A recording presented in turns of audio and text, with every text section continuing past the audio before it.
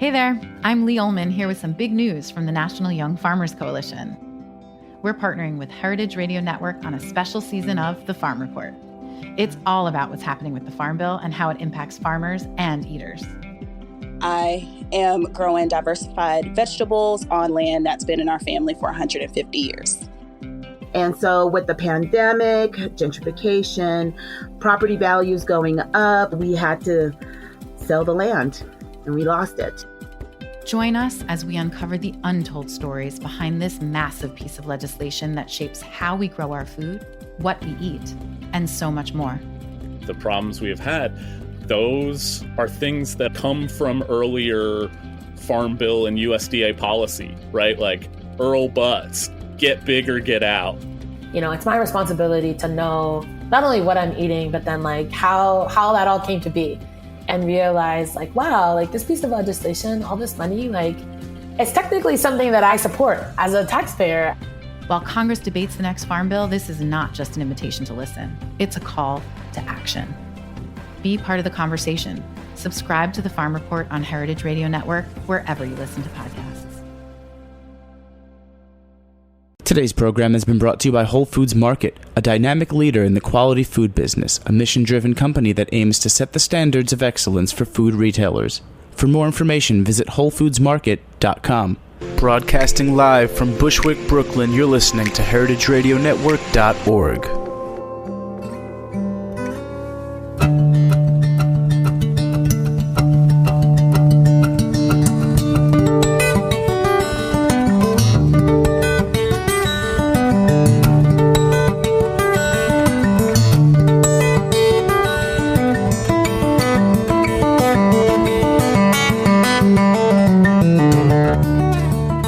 Hello, this is Dorothy Cann Hamilton of the International Culinary Center, and today I'm here on Chef Story with Anita Lo, probably one of the most talented and foremost women chefs in the country, if not the world.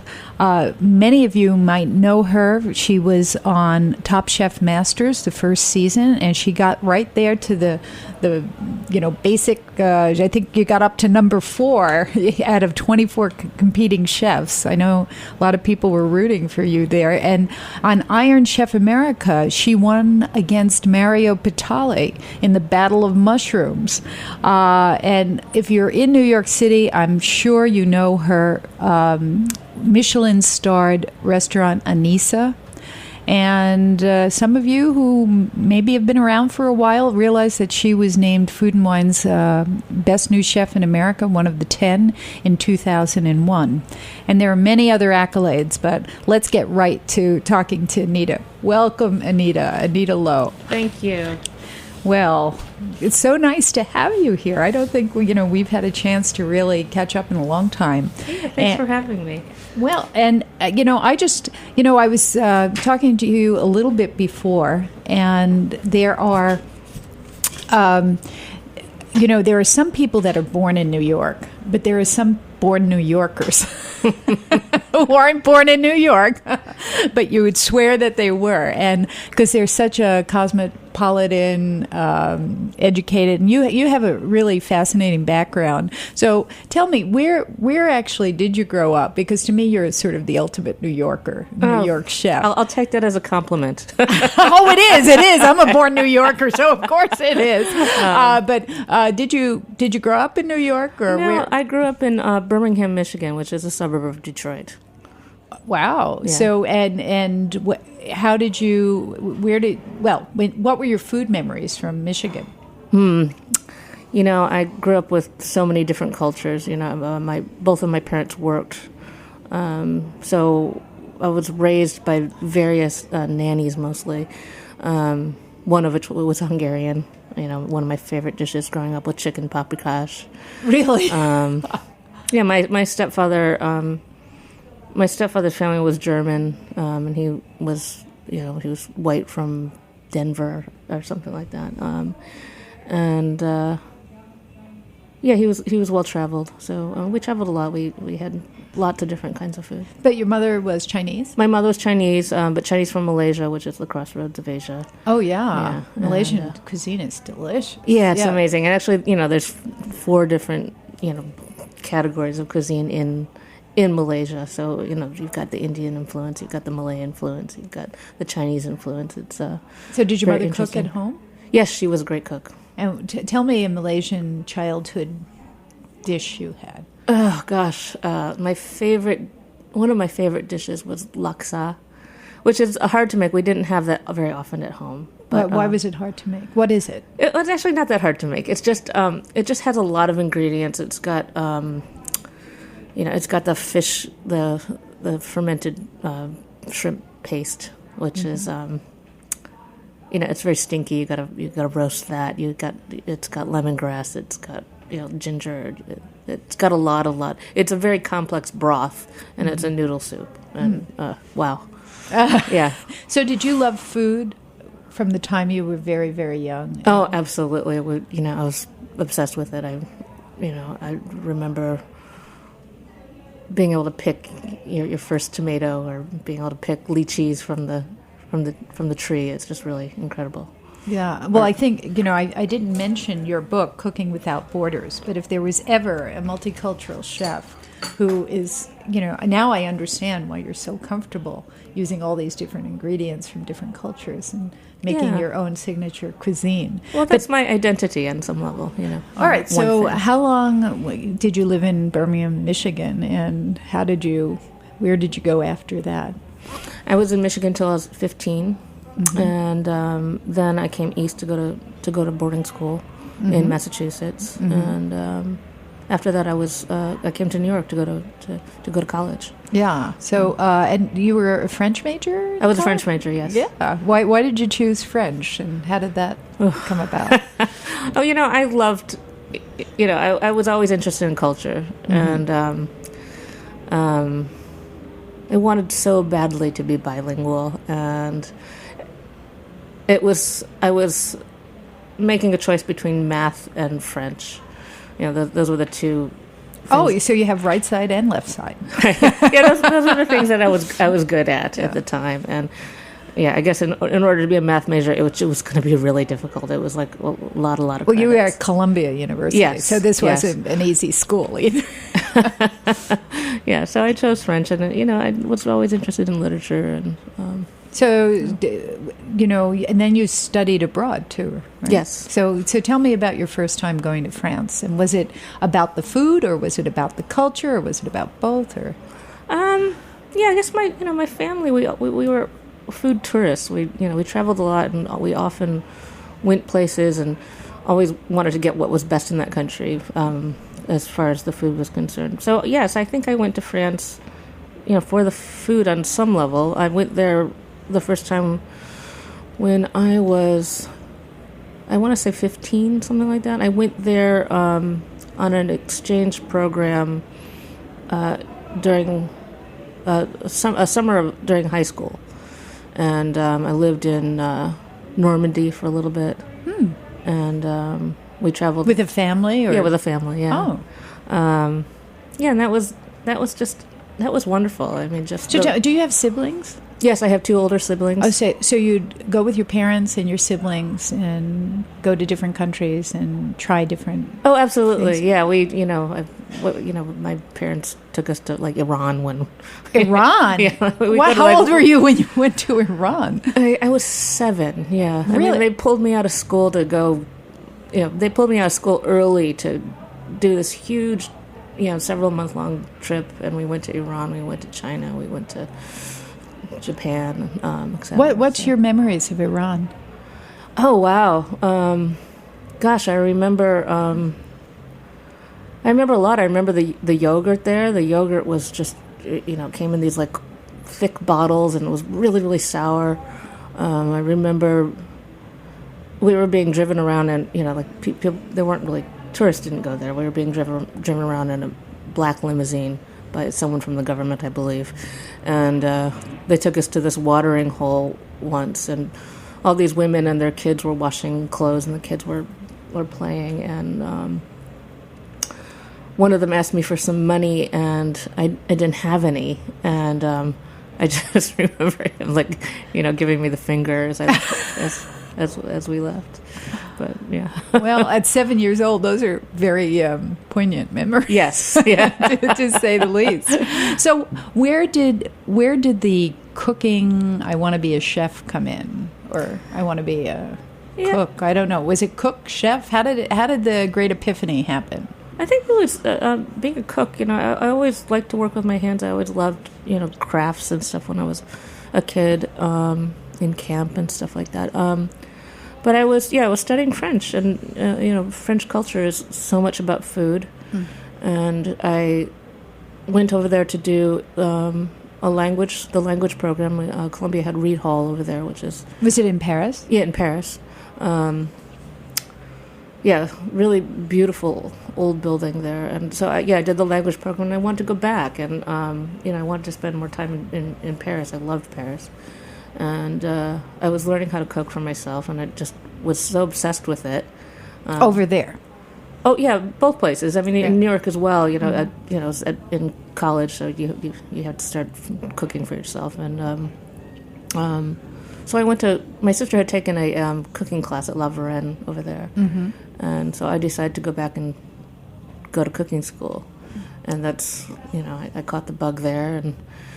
It was all over. And so from there, your life path was set. It chose me. Yes. It chose you. So how long did you spend in France during that cooking period? And then you came back to New York, or yes. Where did you come back? Yeah. Yes, I think I lived in France all in all about 2 years, but I spent several summers there, and then I spent an entire year there when I went and got my my diploma from. My cooking diploma from the Ritz Escoffier in Paris. So, today's Julia Child's birthday, and she studied in Paris, and she got, she wasn't a big foodie, actually, until she went to Paris, and it was her husband who was the foodie, and she was a State Department wife, and she thought, well, I'm in Paris, I might as well learn how to cook, and he encouraged her. So you sort of have the same seminal moment as Julia. How appropriate. Let me just take a little side trip here. Did you ever meet Julia? Yes, I did. I had the honor of cooking for her when I was the chef at the Bistro de Maxime's on the Upper East Side. And it was Maxime's on the Upper East Side, and she came in for lunch, and I was young and I wanted to do a tasting menu for her. I had everything picked out. I had, gotten all the best ingredients, and we were so ready. And then she sat down. She was like, "Oh, I think I'll have the chicken." Oh my gosh! Okay. Yeah. Well, but I guess it was a great. Did you take a picture with her? I did not. We didn't have cell phones back then. That's true. That's true. And people don't usually carry around a camera. Yeah. They were big back then. Yeah. Okay. Well, getting back. So after Paris, you came back to New York. What was the first job you landed? And was it easy to find a job? And what year was it? Well, I had already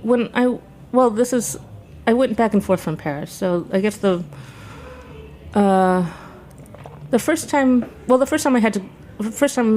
I came back after cooking class or cooking school, I had to go. I did my senior year at Columbia and finished, and then I went to Bouley. I got my first cooking job. That's at Bouley. amazing. Yeah. To get into Bouley with no professional. You'd never worked in a restaurant before. Or did you work? No, in I hadn't. France? I hadn't. But I was making canapes. I was at the canapé station. But that doesn't matter. You got your foot into. He was what 4-star New York Times. He wasn't 4-star yet. He was 2-star at that time. Oh, 2-star. Yeah, okay, so this is the old Bouley down on Duane Street with the apples when you came in. Oh, yeah. That was the best part. Yeah. Yeah. There was a smell. He kept crates of apples in the foyer, and he was the first restaurateur to do this. And when you opened the door of the restaurant, you just got overwhelmed by the smell of great apples. Did they ever use those apples in cooking? Because I don't know that we use specifically those. I can't. Because I was thinking, what a waste! There was rot out there. There was no waste at Bouley. There really was no waste at Bouley, which is I think is really beautiful. Yeah. And Bouley taught me about ingredients. He was he was farm to table before anybody was. So what were the things that surprised? Here you are out of cooking school in Paris. And the French are crazy about the ingredients too.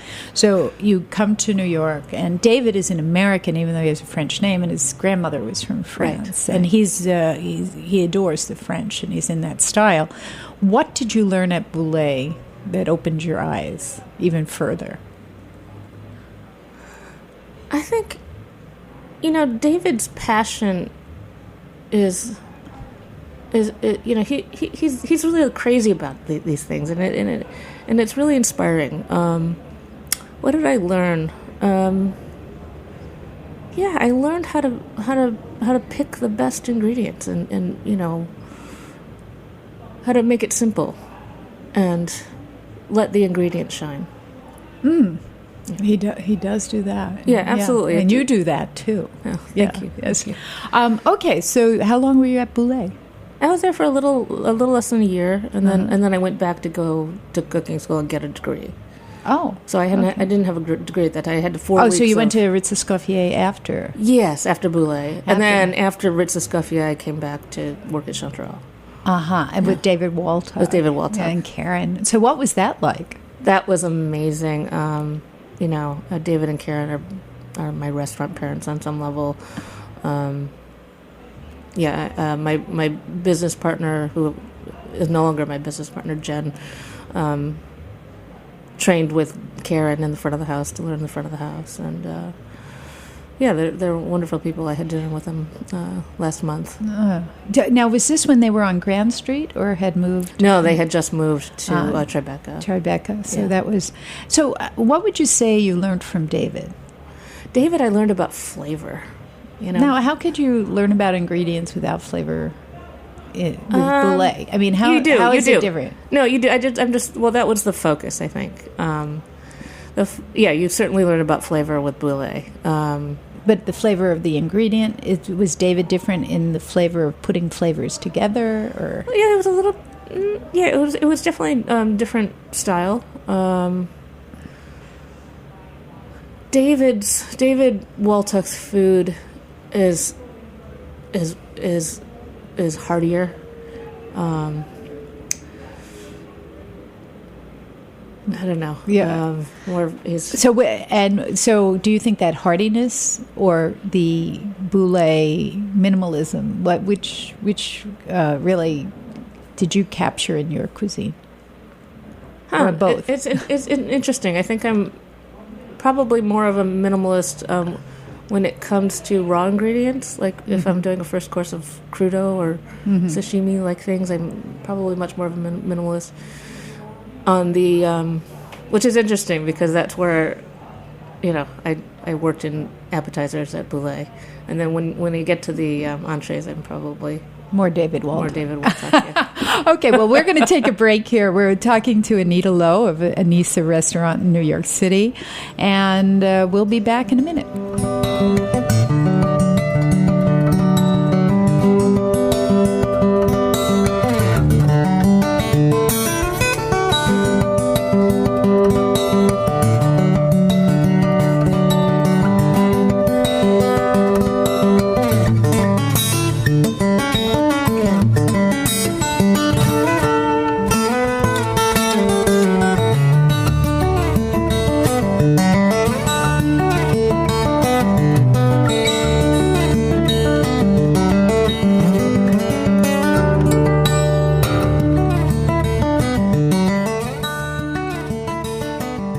Today's program has been brought to you by Whole Foods Market. Washed rind cheeses are a fairly recent addition to the repertoires of artisanal cheesemakers in the United States. These cheeses tend to be stinkier than other types and are often high on the list of connoisseurs. Now, Whole Foods Market has come up with one of their own. The raw cow's milk cheese made by Sprout Creek Farm in Poughkeepsie, New York, is washed with 6 Point Ale from Red Hook, Brooklyn. The beige, sticky rind deepens in color as it ages. The satiny ivory cheese within is mellow, with a sweetly tangy bite and a grassy aroma. The current version features 6 Point Diesel, which is in limited supply, so stop by and pick up some before it's gone. And Point of Origin cheese is sold exclusively at Whole Foods Market in New York, Northern New Jersey, and Connecticut. For more information, visit WholeFoodsMarket.com. Well, welcome back. This is Dorothy Can Hamilton, and you're listening to Chef's Story. And today I have the privilege of talking to Anita Lo, the executive chef and owner of Anisa restaurant in New York City. So, Anita, we've just heard about your background of how you started to be a chef, and you worked in a few restaurants before you opened Anisa, but you opened Anisa back in 2001? 2000. 2000. You were probably one of the first women chefs to open your own restaurant in New York. What does it take? I know a lot of people are out there, great chefs, maybe, great cooks, maybe they're professional or not, and they want to open their own restaurant. What is it really like? What does it take to open your own restaurant? Well, it takes some money, which is important, but it takes a lot of passion and tenacity. I've always called cooking a lifestyle choice of the obsessive compulsive. So it's a compulsion. It's something that you have to do. Yeah, but let's take the cooking and put it aside, because that's it's the fun part. You right. get to express yourself. It's hard, and you have to have a lot of skills to do that. But what are the other skills? What were the trials that you had to do to get that door open? You have to be business savvy. You have to be able to... Did you have business background? No, not at all. Not at all. So you weren't business savvy? No. So how did you overcome that? Well, I think a lot of it is common sense on some level. You have to be good with numbers. That math. We Yes. were talking about the math before. Okay. It's a business at the end of the day, and if you can't run a business, then you can't cook. All right. But you have to negotiate a lease. Yeah, you have to be able to negotiate. You need to be able to So find how did you good negotiate people. your first lease?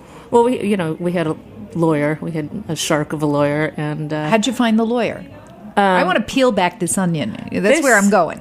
We found his name is Scott Rubman, and he was the lawyer for basically a lot of the French chefs in town, like the smaller French chefs, like Jean-Claude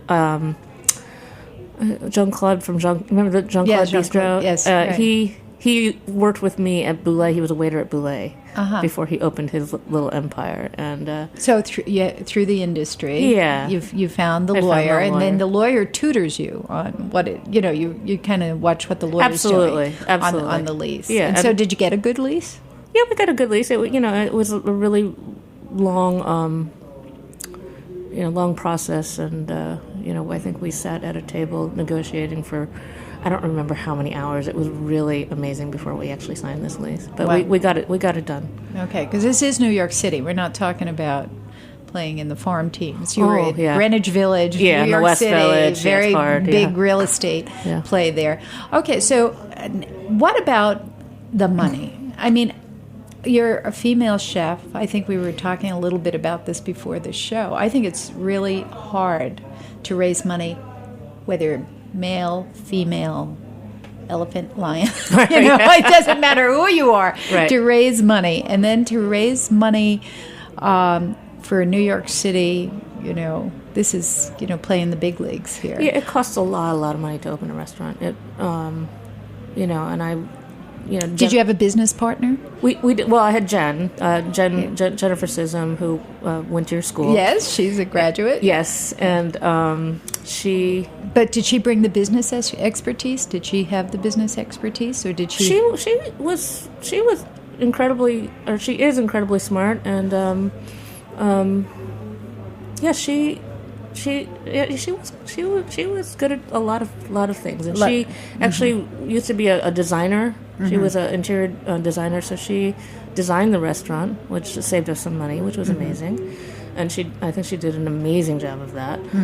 And so it was really the two of you who put together the deal. Absolutely. That's where I'm going. Yes. And that's amazing.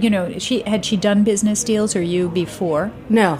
Okay. Yeah. So there is the possibility of starting your own restaurant, getting a good shark lawyer to negotiate your lease, and then take common sense and open that door. Yeah, and then ask questions. I mean, we had David and Karen who helped. That's true. You had some mentors out there. Yeah, absolutely. So you had a vision. What was the first menu like at Anisa in 2000? Wow, it's pretty much the same as it. I mean, it's not the same food, obviously, but it's exactly the same structure. We've got 8 appetizers and 8 entrees and 6 desserts or something like that. So it's a small restaurant, 48 seats, and is that a good size?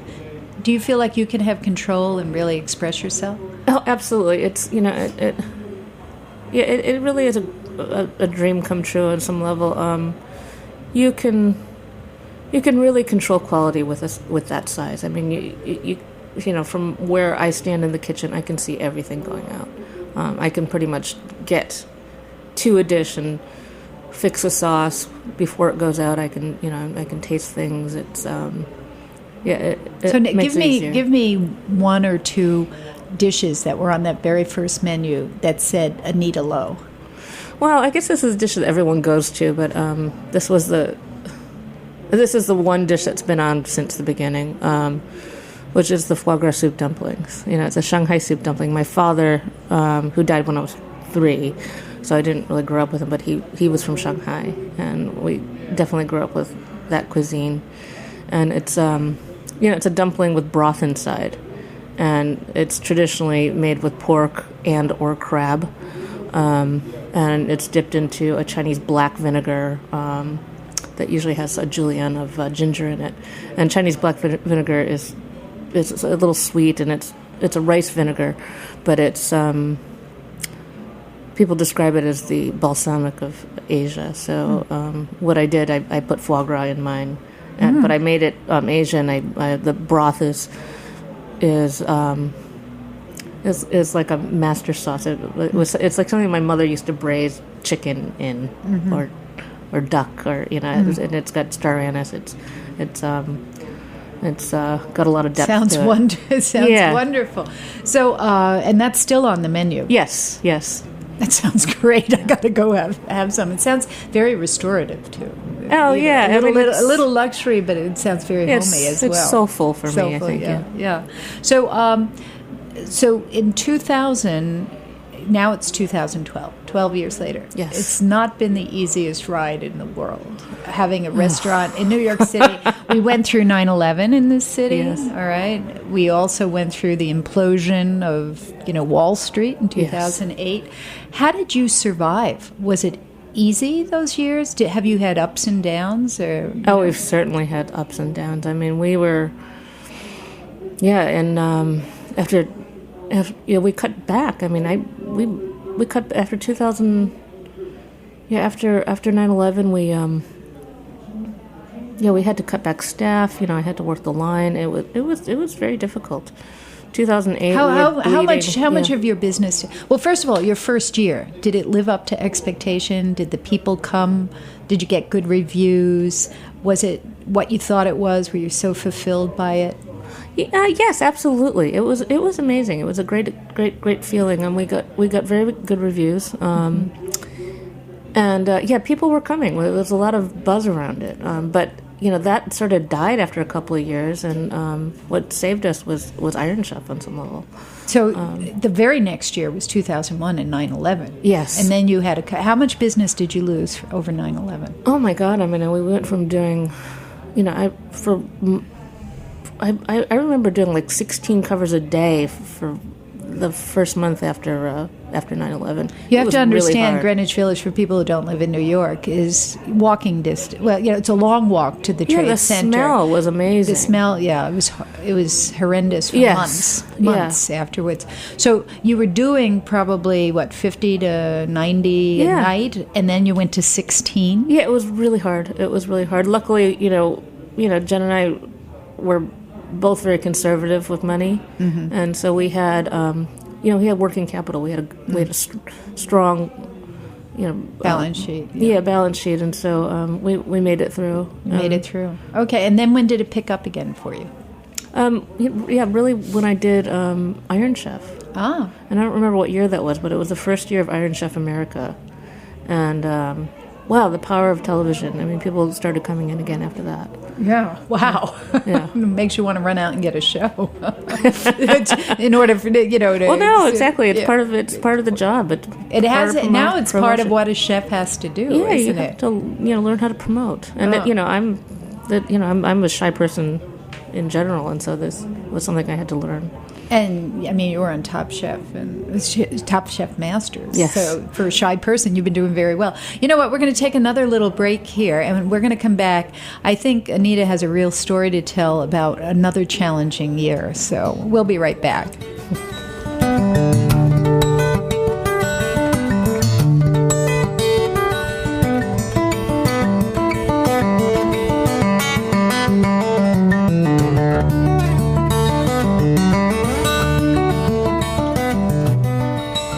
On September 9th from 5 to 8 p.m. at Roberta's Pizza in Bushwick, Brooklyn, heritageradionetwork.org will be hosting its first members-only fundraising party, featuring food from Gramercy Tavern, Back 40 West, Del Posto, and more, and drinks by Dave Arnold, featuring cocktails with El Bujo Mezcal, Galliano, Absolute, Plymouth, and more, beer from Greenpoint Harbor Brewing, and wine from Cane Vineyard and Winery. Tickets are now on sale at heritageradionetwork.eventbrite.com.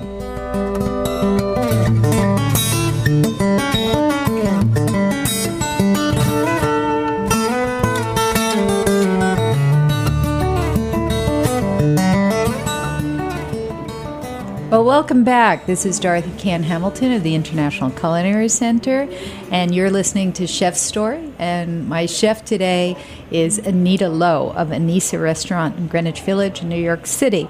And Anita, we were just talking about your first years of opening when you opened Anisa, and kudos to you. To have a restaurant for 12 years in New York City is no small feat. If we go back and see how many of today's restaurants were, there 12 years ago, you're one of the few. So you are a veteran restaurateur. But I think there was a year, it's not easy. And I'd love you to share with people what happened in 2008 and your staying power. When things are going great, a restaurant is great. But I think you had sort of the trials of Job that year. Tell me how you got through it. Oh my goodness! you don't have a choice. I think that year I had opened Bar Q, and which was a great concept. Thank you. It was great, and it was down in the Village as well. And it was just half a block from Anisa, and we got 2 stars from the New York Times. Out of the box on that one. Yeah. We did okay, So what happened? Then Wall Street fell, and we just went from doing 100 some covers a night to almost nothing, and I had to close it, and that was a big blow. How long had it been open? It had been open, I want to say a year, something like that. Yeah. That's really tough. Yeah, that was really sad, and especially because you have a staff there that I try my best to find jobs for them, but and they're all fine on their own, but it was heartbreaking. And then my mother died. And then the third phone call I got in the middle of the night was that the restaurant had burned down. Anisa had burned down. Yeah. Oh my gosh. And actually Bar Q had a fire too. And I don't remember what it was in the first year. Yeah, I guess there was only 1 year, but yeah. All in 1 year. Yeah, it was kind of amazing. So what happened? I mean, with Anisa, that your whole sort of your whole life was involved in the restaurants, and did you have enough insurance to cover and recoup, or? We didn't. We had insured that restaurant in 2000.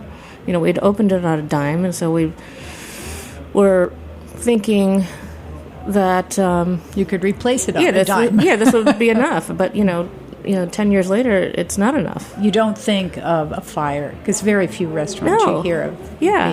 Fire. And we hadn't put any money into the kitchen because we just didn't have it, and so I was reusing all this incredibly old equipment, and no one said anything. I had this refrigerator, which was the cause of the fire, fixed several times.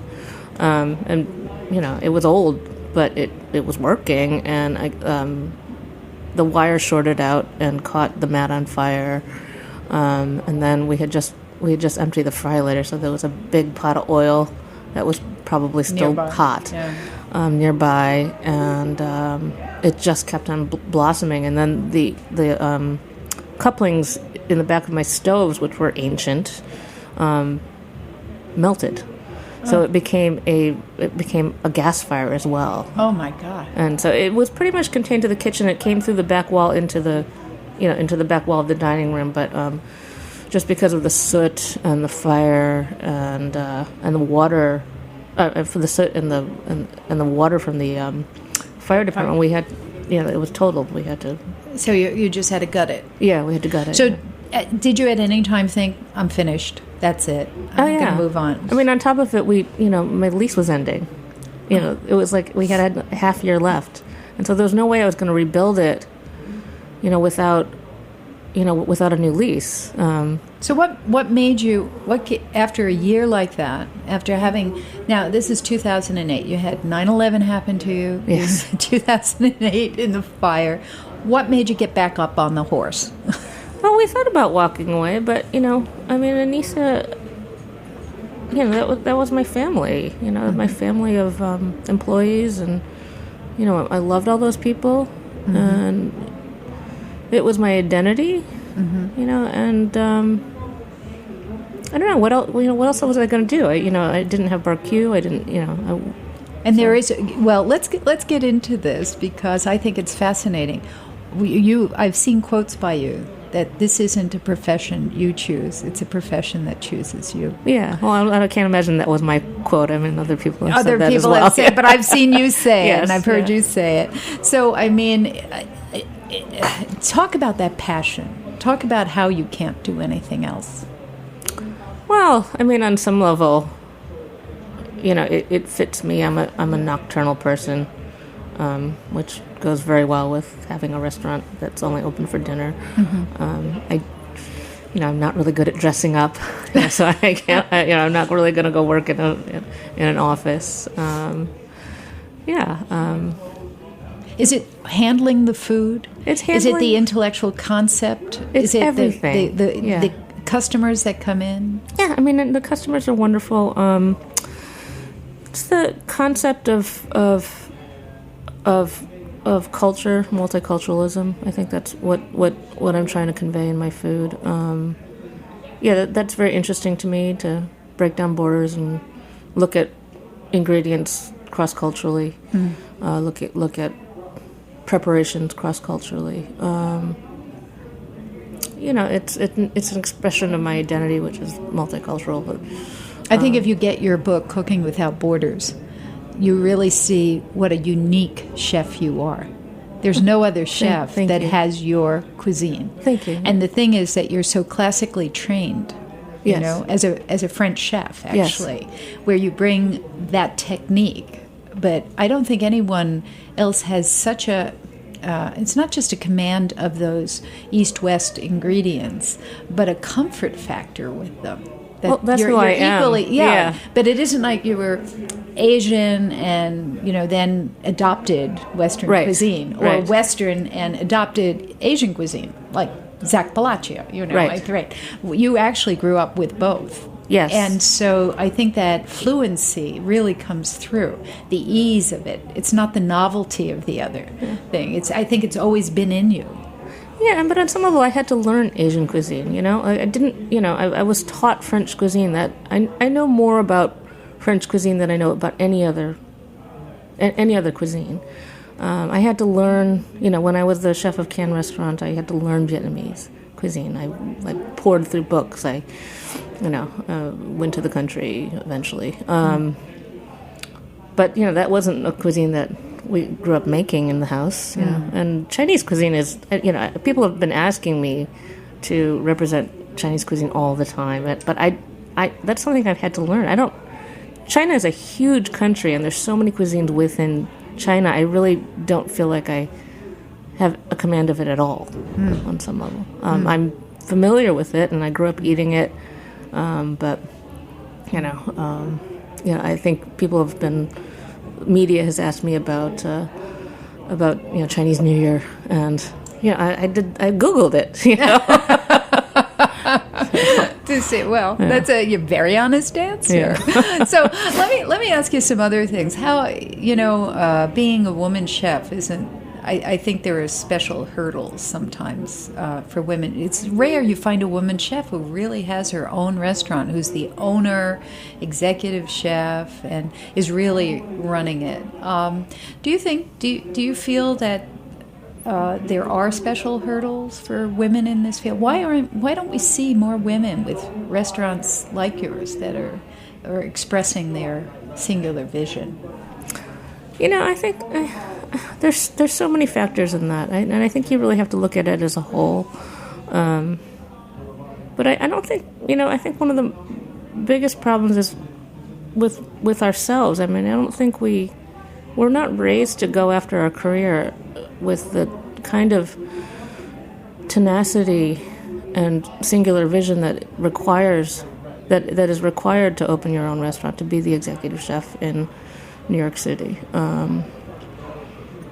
I think that's one of the biggest factors. I think we've lost a lot of women to babies. It's happening less now. I don't think we've lost them. As in every profession, there has to be an accommodation and a balancing. Right. But men are not the caretakers. Yeah. So if you have a child, most of the time it's the woman that's staying home to take care of the baby. And the hours aren't very conducive. No, the hours are, I mean, I think the hours are better in other cities. I mean, we have to be open 7 days a week in order to make rent. Mm-hmm. In other cities, like in Chicago and San Francisco, you can be open 5 nights a week and still be profitable. Mm-hmm. So I think it's a little bit more difficult. And, I think women are raised to want balance in their life, and this is not balance. This is not. No, but I think if you're going to play, you're playing at the top level in the world. You have a Michelin star. There are not many restaurants in the world have made that attainment, and so I think there has to be a lot of passion, a lot of focus. You're playing with the big boys, the big girls. Let's put it that way. So tell me, what you've been on. You say you're a shy person. You've been on Iron Chef. You've been on Top Chef Masters, and you've really done well on both of them. You've aced them. How public do you have to be? I know you're going to get involved with a charity share. Yes, I've been involved with Share for a while. How much do you have to go out there, get out? It's hard enough to run your restaurant, but now you've got to go do TV. You go do charities. Tell me, why do you leave your restaurant where you're so overworked anyway to go and do charity things? And tell us about Share. Well, I think as a human being, you want to give back. Share is a breast and ovarian cancer support group, and the people that run it are really wonderful. And every year, I was the executive chef for the first 2 years of their walk-around tasting benefit, which happens every September. It's happening on Monday, September 24th this year, and you can still buy tickets. And it's who's cooking? It's all women chefs. It's about 20-plus female chefs. I think all the best chefs in New York and all the best female chefs in New York. And same difference. Right. Yeah, it's just a really fun event. It's happening at Chelsea all Piers. of you budding women chefs out there, you've got to go and invest in a ticket, because to see these 25 women, 24 women cooking, go up and talk to them, it will be a night of inspiration. So I was pushing Anita to talk about this because I think it's a unique opportunity to see the best and the brightest. It's wonderful. Working out there and taste their signature dishes. So let me ask you to do a little mentoring on the show here. Okay. What do you say, not just to women chefs, what do you say to a young budding chef? What does it take to be a Michelin-starred chef? You have to focus on the food. It has to be about the food. It has to be about, being consistent. And consistency means, staying in a restaurant for at least a year, before you move on. Really learning that cuisine. How many restaurants do you have to journey through to really get your... Well, I only went to 2, so, and I would never, I would never suggest doing what I did to anyone young. Don't try this at home. But what do you mean, only going in 2 and then becoming a chef? Yeah, I was never a sous chef. I was in... What were the pitfalls of not being a sous chef and jumping into maybe early, not maybe too early in your party because you were successful, but you took on the chefdom, and what were the real challenges for you there? Well, managing people when you don't really know what you're doing. To be the leader, you really should know what you're doing. You should, It's always a good idea. Yeah, exactly. It was, it was a really steep learning curve, which was great for me. I loved that, But yeah, was it the management piece? Because you know how to cook. Yeah, management's always challenging. I think I've been good at it, but it's. What about the food cost and portioning? Yeah, food cost. Well, that was great. I think I learned that from Wiley, who was the. I got my job through him. He was the general manager at Bouley, and he was consulting at Cannes Restaurant. And he guided me through food costing and creating a balanced menu. Mm-hmm. So that was a great learning experience. I'm very lucky. Mm-hmm. So. Well, good. Do you have any last words of wisdom? Because we're winding down now. If I said to you, what's one word that you'd like people to think about when they think of Anissa, what would it be? Hopefully just delicious. I can't agree more. Okay, well, thank you so much for sharing all this today with us. Thank you. And I want to thank Anita, and I want to thank our producer, Jack Inslee, and our assistant producers, Heidi Tickle and Joe Sevier. We'll see you next time.